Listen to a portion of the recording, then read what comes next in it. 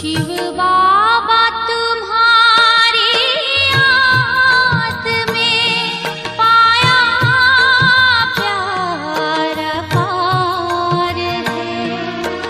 प्यार तुम्हारा इस जीवन को करता ज्ञान श्रृंगार है।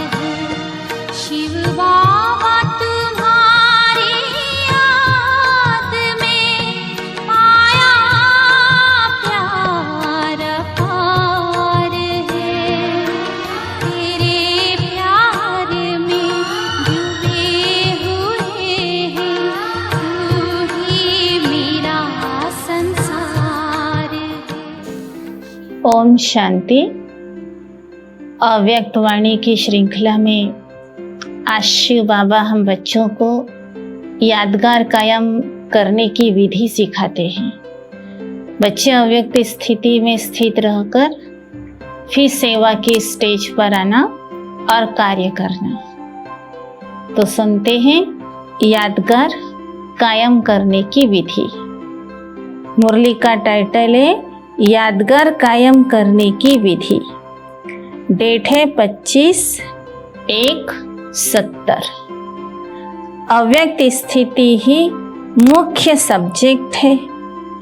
व्यक्त में रहते कर्म करते भी अव्यक्त स्थिति रहे, इस सब्जेक्ट में ही पास होना है।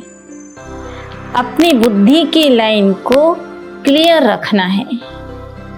जब रास्ता क्लियर होता है तो जल्दी जल्दी दौड़कर मंजिल पर पहुंचना होता है। पुरुषार्थ की लाइन में कोई रुकावट हो तो उसको मिटाकर लाइन क्लियर करना, इस साधन से ही अव्यक्त स्थिति की प्राप्ति होती है। पुरुषार्थ में कहीं स्वभाव संस्कार की रुकावट है, उन रुकावटों को मिटाए लाइन क्लियर करना, इस साधन से ही अव्यक्त स्थिति की प्राप्ति होती है। मधुबन में आकर कोई विशेष गुण सभी को देना, यही यादगार है। वह हो गया जड़ यादगार, लेकिन ये अपने गुण की याद देना, यह है चैतन्य यादगार। जहाँ जाए गुणों का दान कर यादगार कायम करे। तो गुणों का दान देना ये चैतन्य यादगार है, जो सदैव याद करते रहते। कभी जाओ तो यही लक्ष्य रखना है कि जहाँ जाए वहाँ यादगार कायम करे। यहाँ से विशेष स्नेह अपने में भर के जाएंगे तो स्नेह पत्थर को भी पानी कर देगा। वो आत्मिक स्नेह की सौगात साथ ले जाना। जहाँ जाओ ये आत्मिक स्नेह सौगात में देना, जिससे किसी पर भी विजय हो सकती है। समय ज़्यादा समझते हो या कम, तो अब कम समय में 100% तक पहुंचने की कोशिश करनी है। जितनी भी अपनी हिम्मत है वो पूरी लगानी है। सेकंड भी व्यर्थ ना जाए, इतना ध्यान रखना है। संगम का एक सेकंड कितना बड़ा है। अपने समय और संकल्प दोनों को सफल करना है। जो कार्य बड़े न कर सके वह छोटे कर सकते हैं। अब तो वो कार्य भी रहा हुआ है।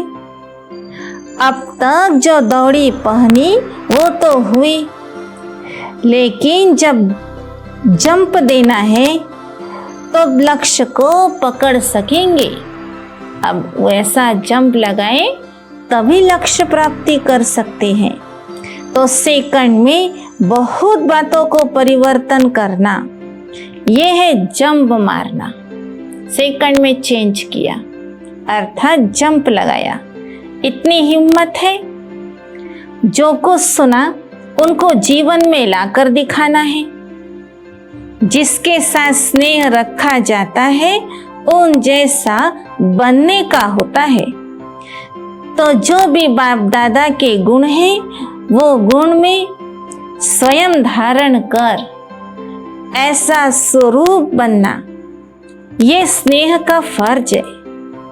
जो बाप की श्रेष्ठता उसको अपने में धारण करना, यही स्नेह है। एक भी विशेषता में कमी ना रहे। जब सर्व गुण अपने में धारण करेंगे तब भविष्य में सर्व गुण संपन्न देवता बनेंगे। यही लक्ष्य रखना है कि सर्व गुण संपन्न बने। बाप के गुण सामने रख चेक करो कहाँ तक बने हैं।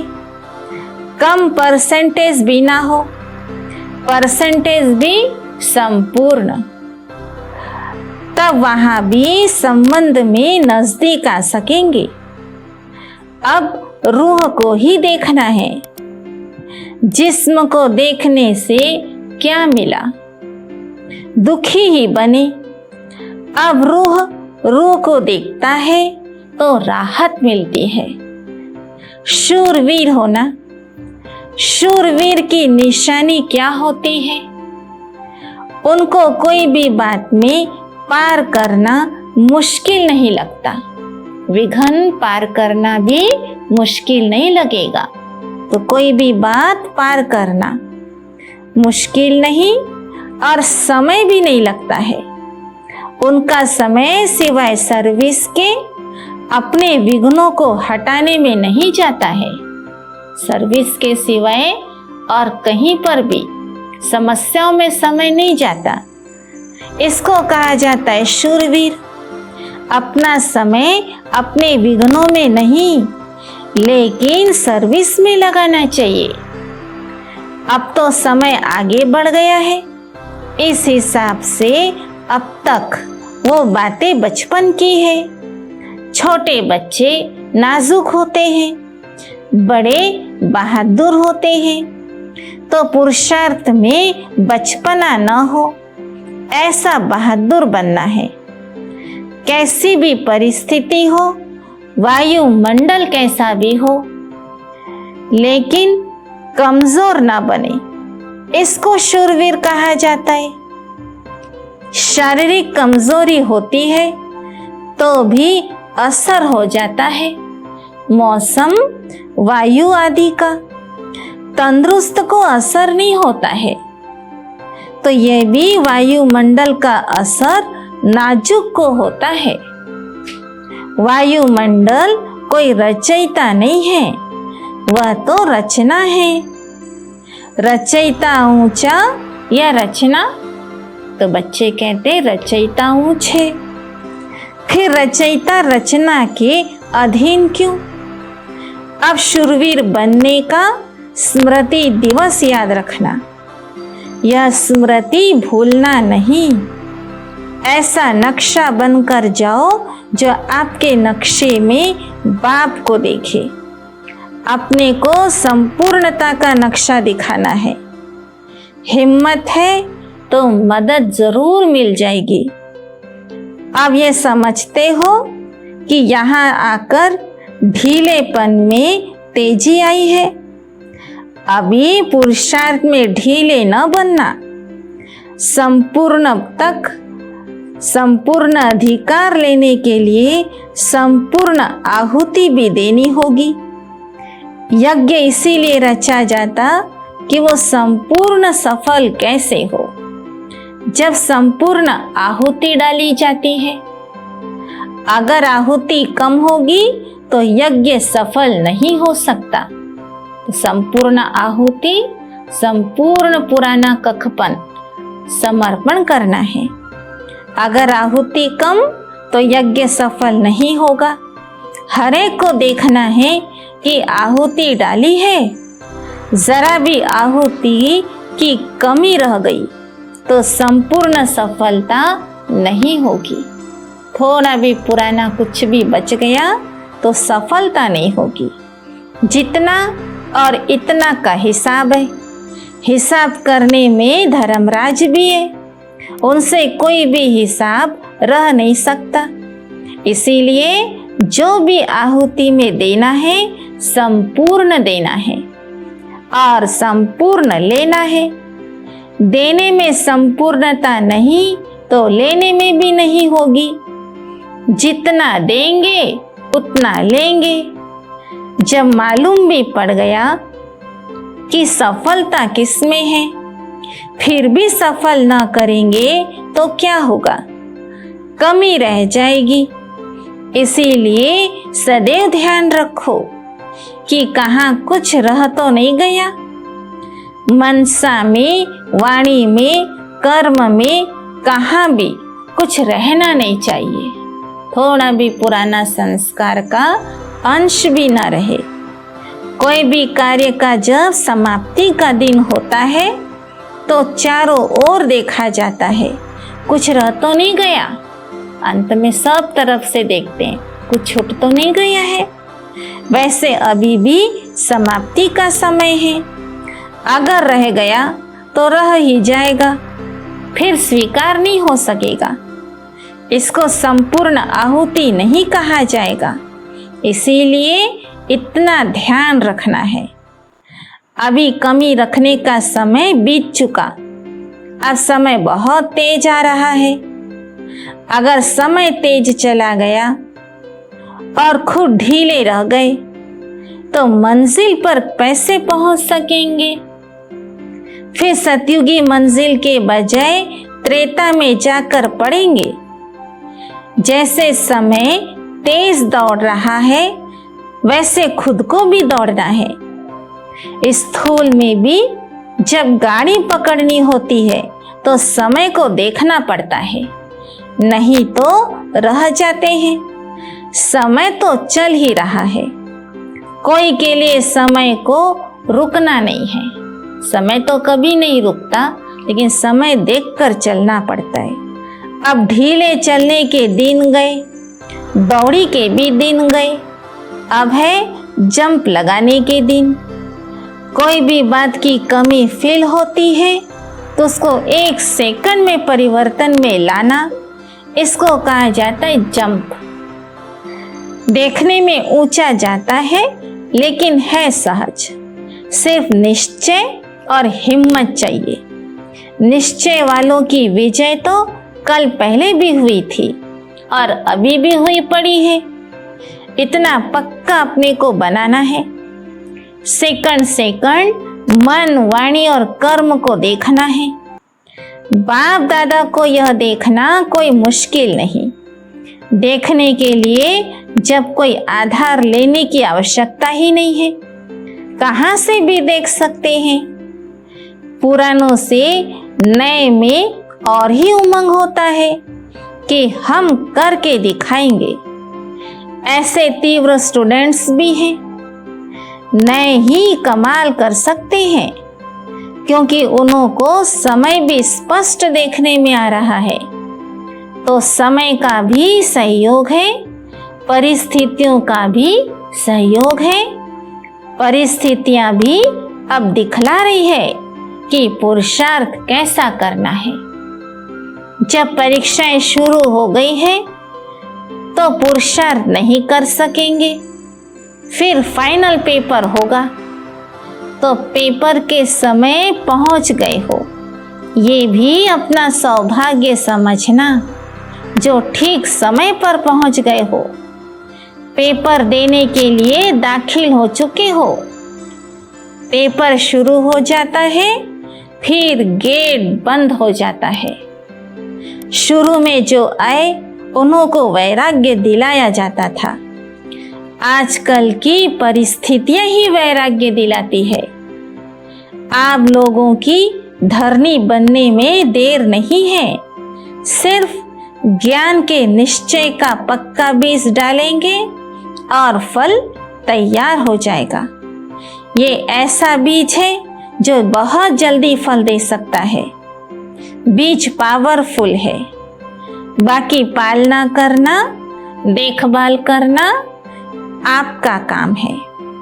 बाप सर्वशक्तिमान और बच्चों को संकल्पों को रोकने की भी शक्ति नहीं। बाप सृष्टि को बदलते हैं, बच्चे अपने को भी नहीं बदल सकते।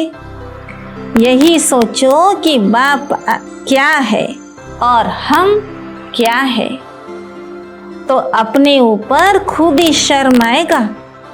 अपनी चलन में परिवर्तन लाना है, तो वाणी से इतना नहीं समझेंगे, परिवर्तन से समझेंगे। कोई बदल कर दिखाता है तो न चाहते हुए भी उनसे पूछते हैं क्या हुआ, कैसे हुआ, तो आपकी चलन को देख खुद खींचेंगे।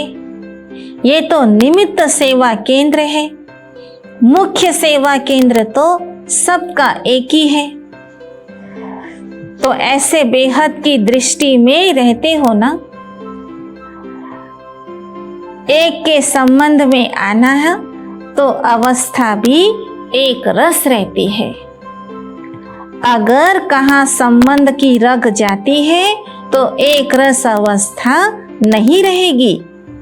तो एक रस अवस्था बनाने के लिए सिवाय एक के और कुछ भी देखते हुए न देखो। ये जो कुछ देखते हो ये कोई वस्तु रहने वाली नहीं है। साथ रहने वाली अविनाशी वस्तु एक बाप ही है। तो एक की याद में सर्व प्राप्ति हो सकती है और सर्व की याद से कुछ भी प्राप्ति नहीं होगी। तो कौन सा सौदा अच्छा? देखभाल कर सौदा किया जाता है या कहने पे किया जाता है? ये भी समझ मिली कि ये माया सदैव के लिए विदाई लेने आई है। अब हार दिलाने वाली नहीं, वो छुट्टी लेने आती है। अगर घबराहट आई तो वो कमजोरी कही जाएगी।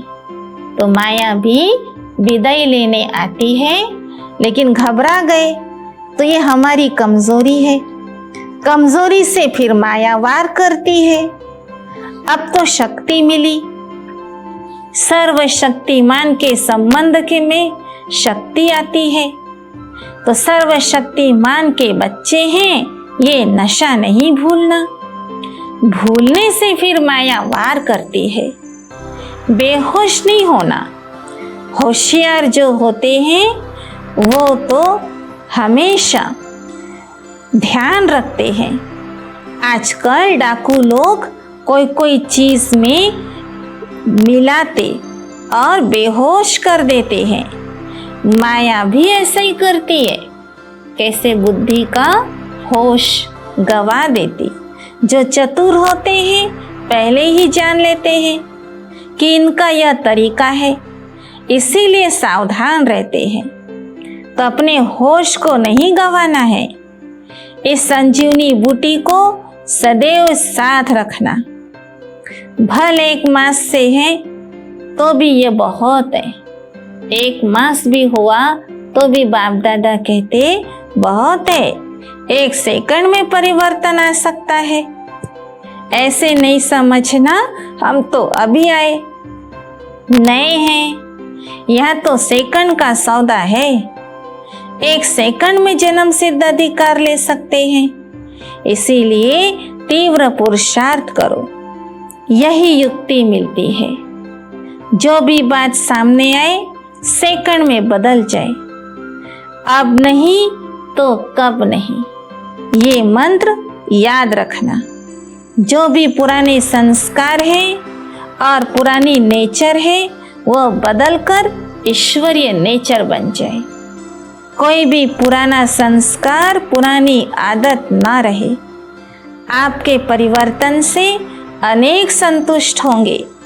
सदैव कोशिश करनी है हमारी चलन द्वारा कोई को भी दुख न हो। मेरी चलन, संस्कार, वाणी सुखदायी हो। यही है ब्राह्मण कुल की रीति। जो दूर से ही समझ ले कि ये तो न्यारे लोग हैं। न्यारे और प्यारे रहना ये पुरुषार्थ है।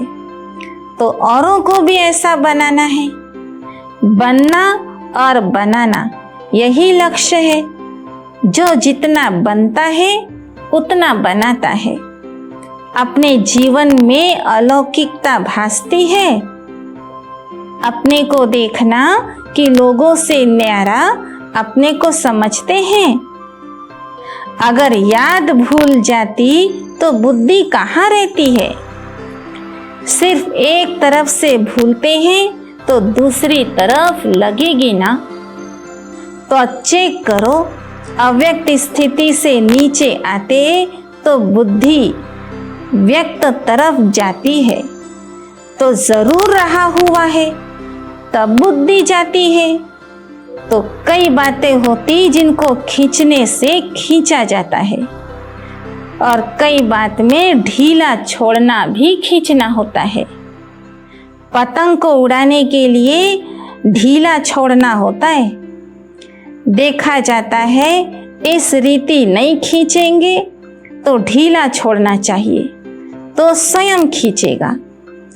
विघ्नों को मिटाने की युक्तियां ये सदैव याद है, तो पुरुषार्थ में ढीला नहीं पड़ेंगे।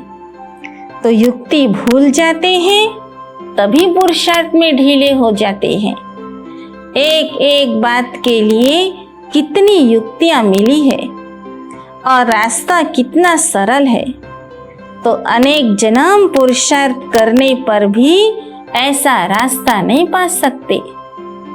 वो एक जन्म के कुछ घड़ियों में प्राप्त कर सकते हो, तो इतना नशा रहता है। अच्छा, ऐसे सदा श्रेष्ठ मास्टर सर्वशक्तिवान बच्चों को, सदा अलौकिक जीवन में जीने वाले श्रेष्ठ चरित्रवान बच्चों को, अपनी चलन से बाप का नाम वाला करने वाले बच्चों को, ऐसे हाई जंप देने वाले मास्टर सर्वशक्तिमान बच्चों को बाप दादा का याद प्यार और नमस्ते। हम बच्चों का भी मीठे मीठे बाप दादा को याद प्यार और नमस्ते। ओम शांति।